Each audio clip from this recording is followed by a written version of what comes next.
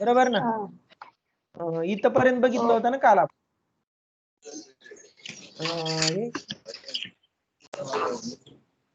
काल शेवट कुठं आलतो आपण? हेच बघितलं होतं का काल? Features of income and expenditure account. हो सर, हे बघितलं. बरोबर आहे ना? हो सर. काय म्हणतात त्याला, शक्तिमानचा उल्लेख केलेला आपण. हा बघितलं होतं. हो सर. हा बघितलं. Very good. मग आज आपण बघणार आहोत फीचर्स ऑफ हे बघितलं होतं का आपण? फास्ट जाऊ आपण. Income and expenditure account is a summary of revenue incomes and revenue expenses. लक्षात घ्या, रिसिप्ट अँड पेमेंट अकाउंटला फक्त रिसिप्ट अँड पेमेंट अकाउंटला रेव्हेन्यू सोबत कॅपिटल सुद्धा पद असतात रिसिप्ट अँड पेमेंट अकाउंटला. बरं का, ज्यांचा आवाज येतो त्यांनी म्यूट करा, त्याच्यामुळे मी डिस्टर्ब होतो. रिसिप्ट अँड पेमेंट अकाउंटला revenue as well as capital items are recorded. पण इन्कम अँड एक्सपेंडिचर अकाउंटला फक्त रेव्हेन्यू, इन्कम किंवा रेव्हेन्यू एक्सपेन्सेसच रेकॉर्ड केलेले असतात, नोंदवलेले असतात ऑफ अ पर्टिक्युलर पिरियड, एका विशिष्ट कालावधीचं. It is similar to receipt and payment account कशासारखं असतं तर कॅश बुकासारखं, बरोबर. आणि इन्कम अँड एक्सपेंडिचर अकाउंट कशासारखं असतं? Profit and loss account. Profit and loss account. Receipt and payment account कुठल्या टाईपचं अकाउंट असतं? रिअल टाईपचं. तर इन्कम अँड एक्सपेंडिचर अकाउंट कुठल्या टाईपचं अकाउंट असतं? Prepare income and expenditure account not for profit concern profit and loss account तयार करत नाही. हे तयार काय करतं? Income and expenditure account. All revenue expenses and losses of current year are debited, म्हणजे ते डेबिट बाजूला टाकले जातात एक्सपेन्सेस आणि लॉसेस. आणि all revenue incomes and gains फायदा of current year are credited to this account. म्हणजे एक्सपेन्सेस डेबिटला तर इन्कम कुठं? क्रेडिटला. चला पुढे चला. Income in income and expenditure account only revenue income. कसले इन्कम? फक्त revenue income or gains of the current period are credited. आता याच्यात उदाहरण काय द्यायचंय तर एक सबस्क्रिप्शनचं उदाहरण दिलंय बघा. तर तुम्ही ट्रेडिंग कन्सर्न मध्ये, आवाज म्यूट करा, final account partnership final account शिकताना प्रॉफिट अँड लॉस अकाउंटच्या क्रेडिटला काय काय लिहित होतात? जिथं आवाज येतो तिथं म्यूट करा रे. काय काय लिहित होतात तुम्ही? तर तिथं बघा तुम्ही received, rent received, discount received, commission received अशी पद लिहित होतात. इथं सबस्क्रिप्शन काहीतरी नवीन पद आलंय. मी एक उदाहरण घेतो, चलत चल. समजा आपण जिम स्थापन, कशासाठी जिम स्थापन केले रे?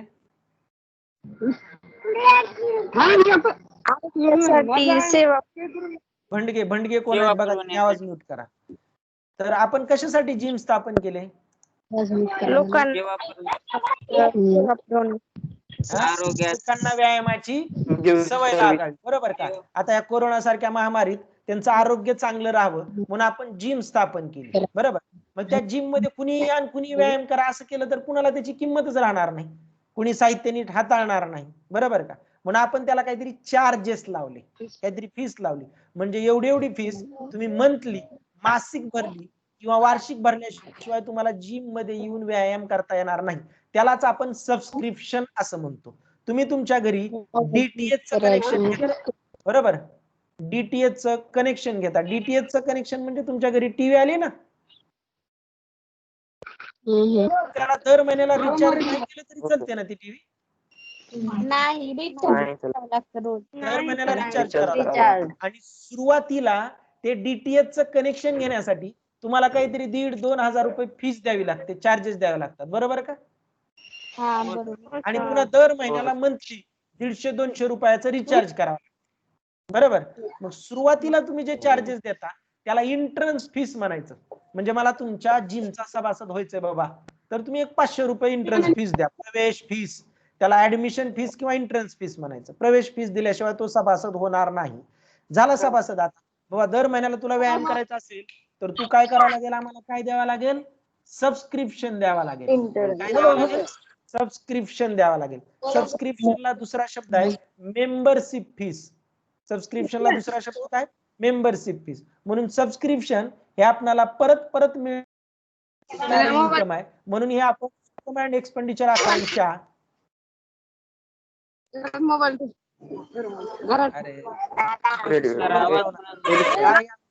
करायचं का शिकवण्याची ज्यांचा आवाज येतोय त्यांनी लगेच पटकन करत चला रे. तुम्हाला बोलायचं असलं तरच म्हणजे तुम्ही थोडी काळजी घ्या. म्यूट करा, वाटल्यास व्हिडिओ सुद्धा बंद केला तर ते कोण आहे बाजूला? आवाज बंद केलास व्हिडिओ. व्हिडिओ बंद झाला. व्हिडिओ बंद करा म्हणजे आणि आवाज म्यूट करा. तिथं बटन आहे आवाजाचं. काय सर? स्पीकर दाखवतो की रे. कुणीतरी सांगा त्यांना. 2 नंबरचं व्हिडिओच्या पलीकडचं.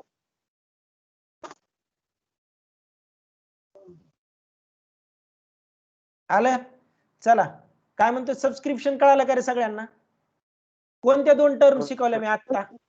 एंट्रन्स फीस कळाली का तुम्हाला? एंट्रन्स फीस सभासद होण्यासाठी जी फीस द्यावी लागेल त्याला एंट्रन्स फीस म्हणायचं. एंट्रन्स फीस किंवा ऍडमिशन फीस. आणि सभासदत्व कायम ठेवायचं असेल तर त्यानं दरवर्षी संस्थेला काय द्यावं लागेल? सबस्क्रिप्शन. दरवर्षी द्यायची का, महिन्याला द्यायची का, 3 महिन्याला द्यायची का, 6 महिन्याला, ते त्याच्या आर्थिक परिस्थितीवर ठरेल. सबस्क्रिप्शनला दुसरा शब्द आहे मेंबरशिप फीस. समजतंय? बर, ही त्यानं देत राहायचं. पुढचा शब्द म्हणजे पद आहे इंटरेस्ट ऑन इन्व्हेस्टमेंट. हे तुम्हाला सांगायची गरज नाही. केलेल्या गुंतवणुकीवर जे काय आपल्याला व्याज मिळतं ते व्याज आपल्यासाठी इन्कम म्हणून इन्कम साईडला येणार. सन्ड्री रिसिप्ट, किरकोळ उत्पन्न. जनरल डोनेशन, एखाद्यानं डोनेशन म्हणजे देणगी दिली आणि देताना कुठली अट टाकली नाही, या पैशाचं काय करायचं ते करा, म्हणजे त्याचा आपण कशाही पद्धतीने वापर करू शकतो. म्हणून जनरल डोनेशन रिसिव्ड हे सुद्धा इन्कम साईडला येईल. Tuition fees received. आता आपल्या कॉलेजमध्ये सुद्धा तुम्हाला प्रत्येकाला ट्युशन फीस असते, पण ती वाचावी म्हणून आपण ईबीसीचा फॉर्म भरतो बघा, इकॉनॉमिकली बॅकवर्ड क्लासचा फॉर्म भरतो, बरोबर. पण ऍक्च्युली ती ट्युशन फीस द्यावी लागते. ही ट्युशन फीस हे सुद्धा कॉलेजचं इन्कम असतं. हे income received for previous year or for next year are not recorded into this account. बरं का, लक्षात ठेवा. इथं हे जे इन्कम अँड एक्सपेंडिचर अकाउंट आहे तुमच्या प्रॉफिट अँड लॉस अकाउंट सारखा अकाउंट आहे. इथं फक्त चालू वर्षाशी संबंधितच पदाचं रेकॉर्ड होणार, नोंद होणार. जर त्या पदाचा मागच्या वर्षाशी काही संबंध असेल किंवा पुढच्या वर्षाशी संबंध असेल तर त्याच्या नोंदी इन्कम अँड एक्सपेंडिचर अकाउंट घेणार नाही. पण रिसिप्ट अँड पेमेंट अकाउंट तसा विचार करत नव्हता. ते एकच विचार करत होता, तो पैसा मागच्या वर्षाचा आहे का, चालू वर्षाचा आहे का, पुढच्या वर्षाचा मला माहित नाही, माझ्याकडे पैसा आलाय ना तर मी त्याची नोंद घेणार. हे रिसिप्ट अँड पेमेंट अकाउंटचं तत्व होतं. पण इन्कम अँड एक्सपेंडिचर अकाउंट म्हणतं की मी चालू वर्षाशी संबंधित असेल तरच मी त्याच्या नोंदी घेणार. पुढं, however all incomes pertaining to current year whether received or not received.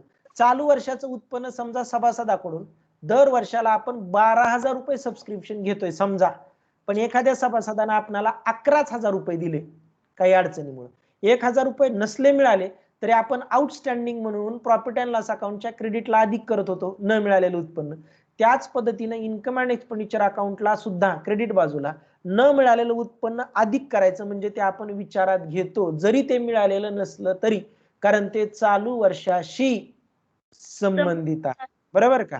On the other hand, पण एखादं उत्पन्न जर आगाऊ मिळालेलं असेल, इन्कम रिसिव्ड इन ऍडव्हान्स, किंवा त्याला दुसरा शब्द आहे प्री रिसिव्ड इन्कम, ते मात्र चालू वर्षाशी संबंधित नसल्यामुळं आपण वजा करतो आणि बॅलन्स शीटच्या लायबिलिटी साईडला टाकतो. वजा करतो म्हणजे ते आपण विचारात घेत नाही.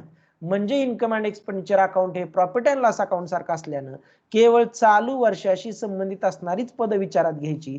पुढील वर्षाशी संबंधित असेल तर सरळ ते काय करायचं, वजा करायचं. एक्सपेंडिचर बाजू कुठली असेल तर साहजिकच इथं लाल कलरनं टाकलं डेबिट बाजू. Only revenue expenses and losses of current year are debited. Expenses for previous year or for the next year are not taken into account. Account या शब्दाचा इथं अर्थ खाते नसून विचारात घेतले जाणार नाहीत, कन्सिडरेशन मध्ये घेतले जाणार नाहीत, असा त्याचा अर्थ आहे. म्हणजे जर गेल्या वर्षीशी संबंधित एखादा खर्च द्यायचा राहिला तर आणि तो चालू वर्षी दिला, किंवा पुढच्या वर्षाशी संबंधित एखादा खर्च चालू वर्षी दिला तर तो विचारात घेतला जाणार नाही. तुम्हाला माहिती आहे प्रीपेड एक्सपेन्सेस आपण काय करतो तर वजा करतो, आणि वजा करून कुठं टाकतो रे, बॅलन्स शीटच्या असेट साइडला. ऍसेट साइडला, म्हणजे ते विचारात घेतले जाणार नाहीत. However all expenses pertaining to current year चालू वर्षाशी संबंधित असणारे सगळे एक्सपेन्सेस विचारात घेतले जाणार, whether actually paid or not paid. एखादा खर्च दिला किंवा नाही दिला तरी सुद्धा तो विचारात घेतला जाणार, फक्त तो चालू वर्षाशी संबंधित असेल तरच. पुढं, in other words outstanding expenses and prepaid expenses during previous year are not considered. मागच्या वर्षाचा एखादा खर्च द्यायचा राहिला होता आणि चालू वर्षी एखादा खर्च आगाऊ दिला असेल तर ते खर्च विचारात घेतले जाणार नाहीत. पुढं, features of income and expenditure account. त्याचे फीचर्स काय, चला पटपट बोला. पहिलं फीचर काय, रिसिप्ट अँड पेमेंट अकाउंट हे रिअल अकाउंट आहे, तर हे कुठल्या प्रकारचं अकाउंट आहे? Nominal. Receipt and payment account revenue आणि कॅपिटल दोन्ही प्रकारची पदं येतात रिसिप्ट अँड पेमेंट अकाउंटला. मात्र या अकाउंटला फक्त कुठल्या प्रकारची पदं येतात? Receipt and payment account similar to cash book आहे, सिमिलर टू कॅश बुक.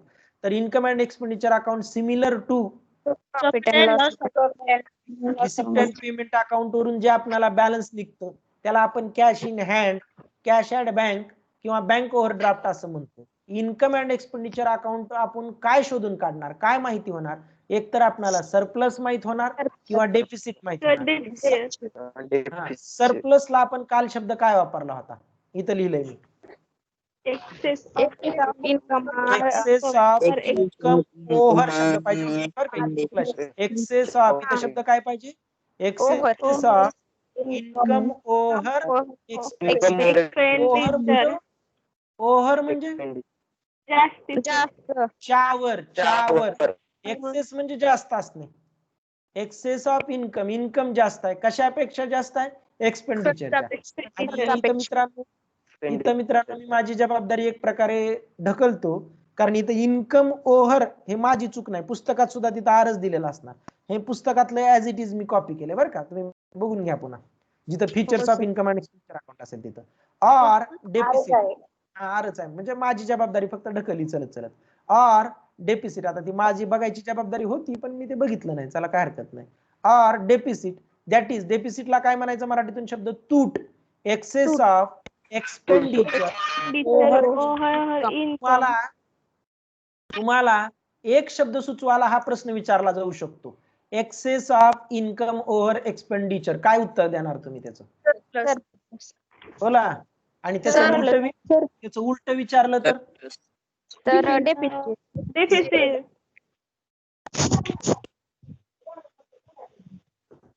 चला पुढे बोला, काय म्हणतंय?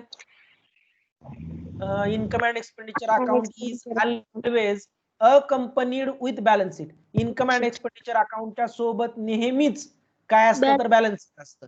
बॅलन्स शीट असल्याशिवाय आपल्याला इन्कम अँड एक्सपेंडिचरचा अकाउंट अर्थ नीट लागणार नाही, कळणार नाही. कारण एखादे प्रीपेड एक्सपेन्सेस असतील तर ते आपण वजा करतो आणि वजा करून कुठे दाखवतो? बॅलन्स शीटच्या ऍसेट साइड. डेप्रिशिएशन असेल तर संबंधित संपत्तीतून वजा करून ते कुठे घेतो? तर प्रॉफिट अँड लॉस अकाउंटच्या म्हणजेच इन्कम अँड एक्सपेंडिचर अकाउंटच्या डेबिट साइडला. म्हणजे अकंपनीड म्हणजे त्याच्या सोबत असणं. इन्कम अँड एक्सपेंडिचर अकाउंटच्या सोबत बॅलन्स शीट असावं लागतं तरच आपल्याला त्याचा अर्थ नीट कळेल. तसं रिसिप्ट अँड पेमेंट अकाउंटच्या सोबत बॅलन्स शीट असावंच असं काही नाही. It has no opening balance. Receipt and payment अकाउंटला ओपनिंग बॅलन्स असतं, पण इन्कम अँड एक्सपेंडिचर अकाउंटला ओपनिंग बॅलन्स असत नाही. Surplus or deficit, profit and loss account मध्ये आपण नेट प्रॉफिट आला किंवा नेट लॉस आला तर तो काय करायचो आपण? बॅलन्स शीटच्या मध्ये ऍड करायचं. पण ते कॅपिटल ओनर्स कॅपिटल होतं, मालकाचं भांडवल होतं, म्हणून आपण कॅपिटल मध्ये ऍड करायचो. लक्षात घ्या, इथं संस्थेचं भांडवल आहे म्हणून इथं कॅपिटल शब्द न वापरता कॅपिटल फंड हा शब्द वापरला जातो, ज्याला मराठीतून शब्द आहे भांडवल निधी. हे भांडवल निधी वैयक्तिक कुणाची नाही, ही कुणाची आहे?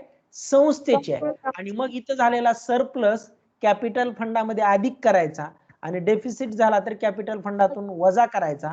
म्हणजे सरप्लस मुळे तुमचा कॅपिटल फंड रेज होतो, वाढतो, आणि डेफिसिट मुळे कॅपिटल फंड कमी होतो. पुढं, it records all cash items as well as non cash items. आत्ताच मी म्हणलं होतं income and expenditure account cash item सोबतच नॉन कॅश आयटम, डेप्रिशिएशन सारखे, बॅड डेट सारखे ते सुद्धा item income and expenditure account नोंदवतं. पण रिसिप्ट अँड पेमेंट अकाउंटला फक्त कॅश आयटम्सच असतात, ज्याच्यात प्रत्यक्षात पैसा येतो किंवा जातो असेच आयटम नोंदवले जातात. मी इथं उदाहरण दिलेत मी. Salary, bad debts. सॅलरी हा कॅश आयटम आहे, कॅश आयटम आहे ज्याच्यात पैसा येतो किंवा जातो. पण बॅड डेट्स म्हणजे प्रत्यक्षात पैसा येत जात नाही, तेवढा पैसा कमी येतो. डेप्रिशिएशन मध्ये सुद्धा पैसा येत जात नाही, तेवढ्यानं आपल्या संपत्तीचं मूल्य, व्हॅल्यू कमी होतं. म्हणून बॅड डेट्स, डेप्रिशिएशन हे नॉन कॅश आयटम्स आहेत आणि नॉन कॅश आयटम सुद्धा इन्कम अँड एक्सपेंडिचर अकाउंटला नोंदवले जातात. आता हे प्रिपरेशन ऑफ बॅलन्स शीट बघण्याच्या अगोदर मित्रांनो आपण काय करणार आहोत,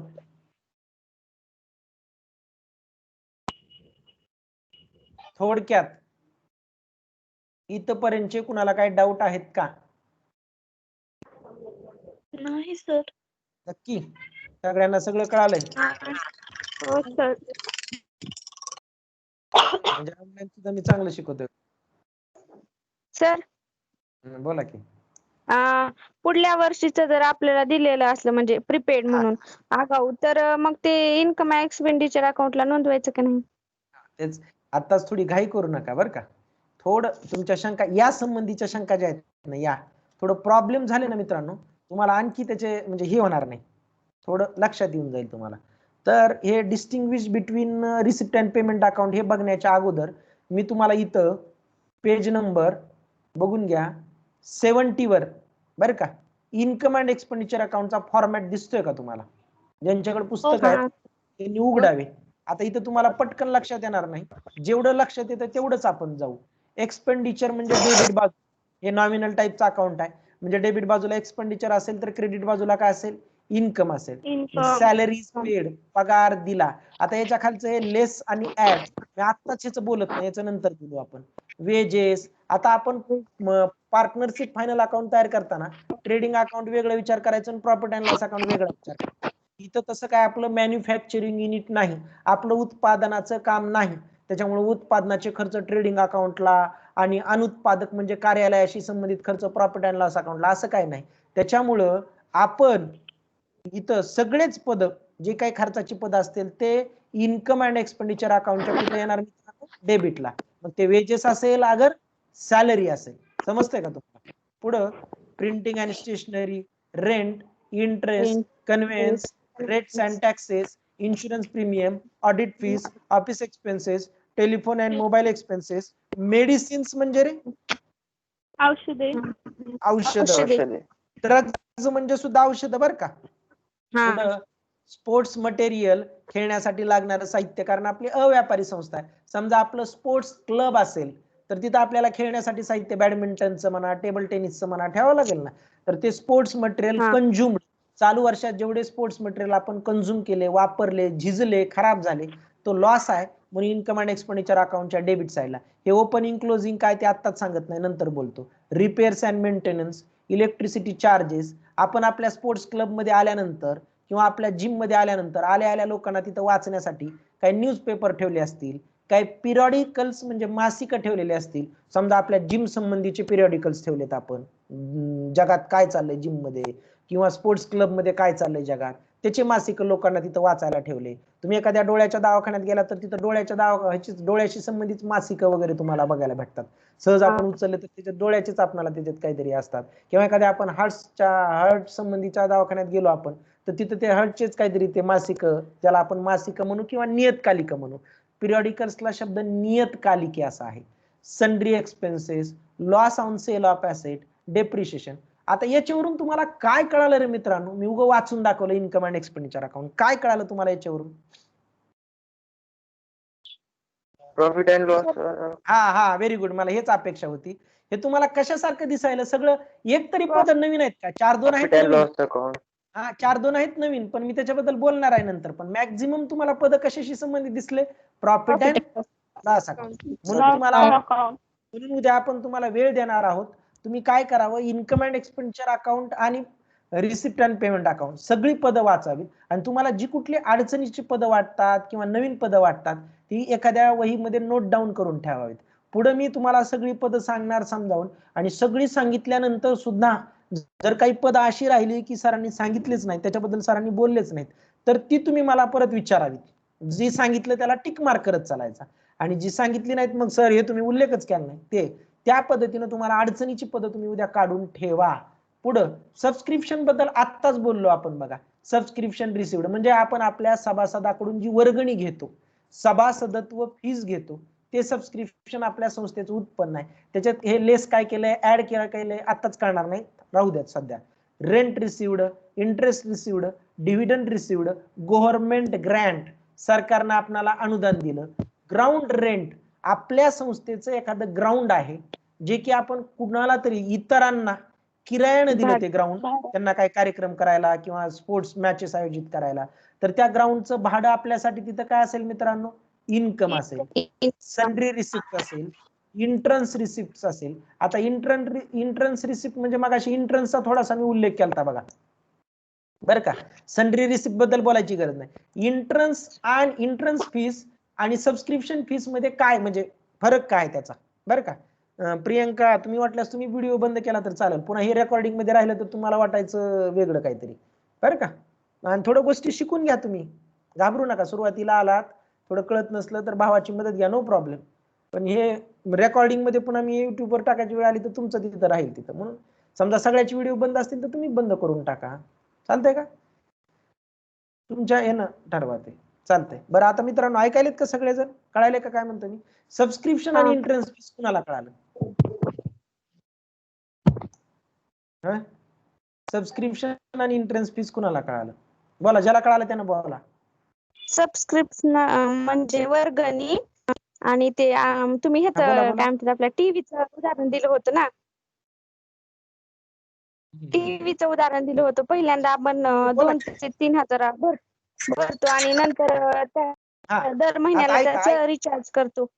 आता थोडं ऐका, किती जण ऐकायलेत रे बापू, थोडं बॅड नेटवर्क क्वालिटी म्हणायला लागले आज, काय प्रॉब्लेम आहे की ऐकू येतोय माझा आवाज येतो सगळ्यांना.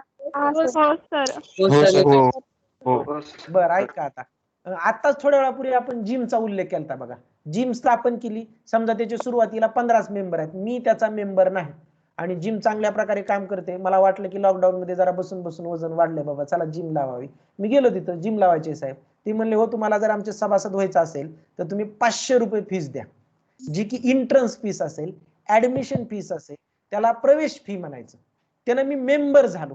मग तुम्हाला दर महिन्याला इथं व्यायाम करायला यायला 100 रुपये सबस्क्रिप्शन द्यावा लागेल, वर्गणी, जी की तुम्हाला दर महिन्यालाच द्यावा लागेल. मग दर महिन्याचे 100 प्रमाणे 12 महिन्याचे किती होतात रे मित्रांनो, 1200. आता हे 1200 रुपये एकदाच द्यायचे वर्षाचे का 6 महिन्याचे द्यायचे का 3 महिन्याचे द्यायचे का दर महिन्याला 100 देत राहायचे, हे माझ्या मनावर राहील बरं का. समजा माझी आर्थिक परिस्थिती बरी असेल, एकदाच मी 1200 देऊन टाकणार सबस्क्रिप्शन मेंबरशिप फीस. पुन्हा वर्षभर मला त्यांना पैसे म्हणजे त्यांनी मला पैसे मागायचा अधिकार नाही. वर्षभर मी जाऊन बिनदिक्कतपणे तिथं व्यायाम करू शकतो, जो काय ठरलेला वेळ असेल त्या वेळात. मग वर्ष संपलं, वर्ष संपल्यानंतर परत मला ते 1200 मागणार का 12 आणि 5 1700 मागणार, 1200. आता मी त्यांचा मेंबर झालेलो आहे, मला परत परत मेंबर व्हायची गरज नाही. मला माझ्या आयुष्यात मेंबर एकदाच व्हावं लागतं बरं का. पण सबस्क्रिप्शन मात्र मला दरवर्षीच द्यावी लागते, जी की subscription monthly, quarterly, half yearly किंवा इयरली मी पेड करू शकतो. काही जणांना इन्शुरन्सचा LICचा हप्ता वगैरे माहित असेल तर काही लोक महिन्याला भरतात, मासिक, काही त्रैमासिक भरतात, काही 6 महिने भरतात, तर काही वार्षिक भरतात, आपापल्या आर्थिक परिस्थिती बरोबर का. 4 टप्प्यामध्ये 4 प्रकारे आपण ती फीस पेड करू शकतो, समजतंय का. चला पुढचं पद इंट्रन्स रिसिप्ट कळालं. इंट्रन्स फीस म्हणजे हे तेच आहे जवळपास. ऍडमिशन फीस, तोच शब्द इंट्रन्स फीसला जो शब्द आहे तोच ऍडमिशन फीस, ते एकच शब्द आहे मित्रांनो. डोनेशन, डोनेशन 2 प्रकारचे आहेत, पुढे आपल्याला बघायचे, जनरल डोनेशन आणि स्पेसिफिक डोनेशन.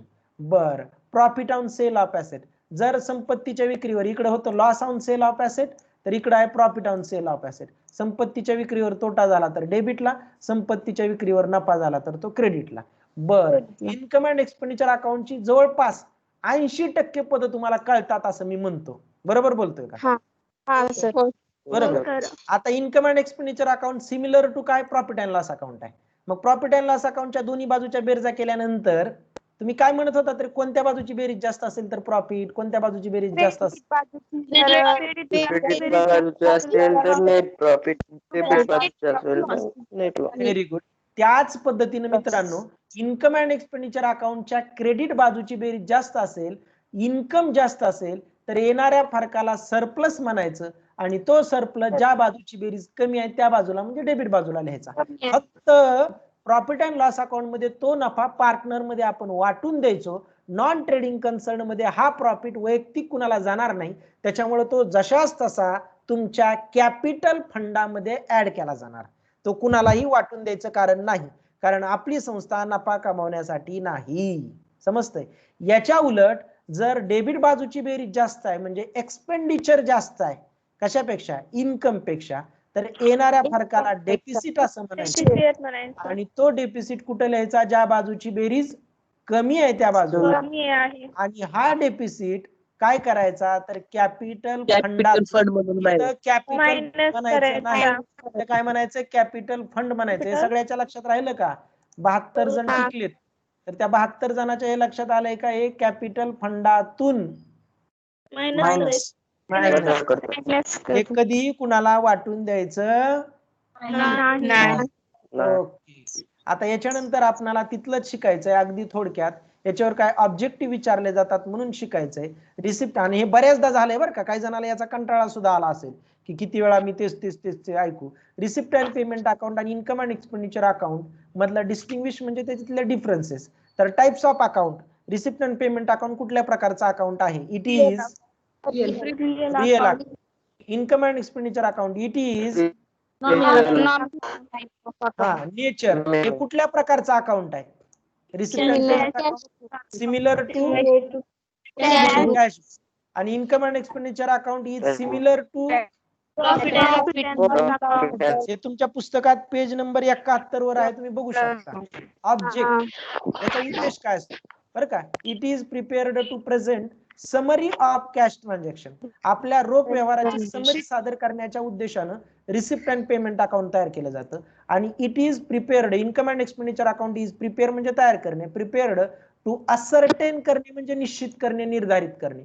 काय असर्टेन करायचं आहे? Net result of all income and expenditure transaction. आपल्या उत्पन्नाचा आणि आपल्या खर्चाच्या ट्रान्झॅक्शनचा नेट रिझल्ट काय बाबा, म्हणजे त्या उत्पन्न जास्त आहे का खर्च जास्त आहे याचा नेट रिझल्ट कळण्यासाठी आपण जे अकाउंट तयार करतो त्याला इन्कम अँड एक्सपेंडिचर अकाउंट म्हणायचं. प्रिपेअर म्हणजे तयार करणे आणि असर्टेन करणे म्हणजे निश्चित करणे. पुढं opening balances. Income and expenditure अकाउंटला ओपनिंग बॅलन्स असत नाही. It has no opening balances. Profit and loss अकाउंटला बॅलन्स यायचं पण ते ट्रेडिंग अकाउंटून यायचं. तसं इन्कम अँड एक्सपेंडिचर अकाउंटला कुठूनही बॅलन्सचा संबंध नाही. इन्कम अँड एक्सपेंडिचर अकाउंटला कुठलाही बॅलन्स असणार नाही. पण receipt and payment account starts with opening cash balance, bank balance or bank overdraft. Cash अकाउंटवर जनरली कोणतं बॅलन्स असतं?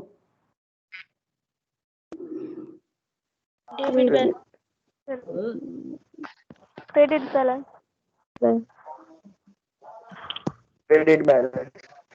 Credit balance. कॅश अकाउंटवर क्रेडिट बॅलन्स असतं. Cash account never shows debit balance. Cash अकाउंटवर कधीच डेबिट बॅलन्स असत नाही, कधीच. कॅश अकाउंट का बरं डेबिट बॅलन्स असत नाही कॅश अकाउंटवर कधीच? कारण कॅश अकाउंट म्हणजे डेबिट बाजूला पैसा. अरे चुकीचं बोलायला होतं आपण सगळं रेकॉर्डिंग मध्ये सुद्धा बरं का. कॅश अकाउंट म्हणजे debit what comes in, credit what goes out. पैसा आला त्याच्यापेक्षा जास्त पैसा जाईल का रे मित्रांनो? म्हणजे cash account never shows credit balance. Cash account कधीच, जाधवर विश्वास ठेवला मी, कॅश अकाउंटवर कधीच क्रेडिट बॅलन्स असत नाही. Cash account always shows debit balance. Cash अकाउंटवर जे डेबिट बॅलन्स असतं त्याला म्हणायचं कॅश इन हँड. बँक अकाउंटवर जे डेबिट बॅलन्स असतं त्याला म्हणायचं कॅश ॲट बँक. पण बँक अकाउंटवर कधी कधी क्रेडिट बॅलन्स असू शकतं, त्याला बँक ओव्हरड्राफ्ट असं म्हणायचं. म्हणजे बँकेकडून घेतलेलं कर्ज. समजतंय?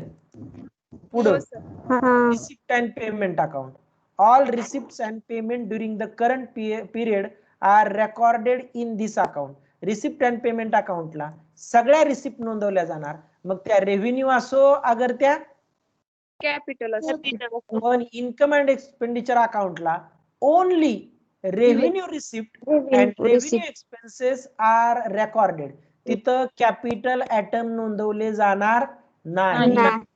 पुढं non cash item. Non cash item म्हणजे ज्याच्यात प्रत्यक्षात पैसा येत जात नाही. बरोबर. हे रिसिप्ट अँड पेमेंट अकाउंट मध्ये are not recorded in this account. म्हणजे रिसिप्ट अँड पेमेंट अकाउंट मध्ये नॉन कॅश आयटम रेकॉर्ड केले जात नाहीत. पण इन्कम अँड एक्सपेंडिचर अकाउंट मध्ये non cash items like bad debts, depreciation are also recorded.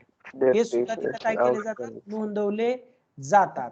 Receipt and payment account मध्ये all transactions related to personal account, real account आणि nominal account सगळे transaction receipt and payment account मध्ये नोंदवले जाणार ज्याच्यात पैसा येतोय आणि जातोय.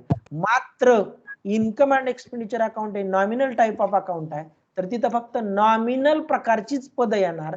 पर्सनल आणि रिअल प्रकारची पद ती बॅलन्स शीटला जाणार.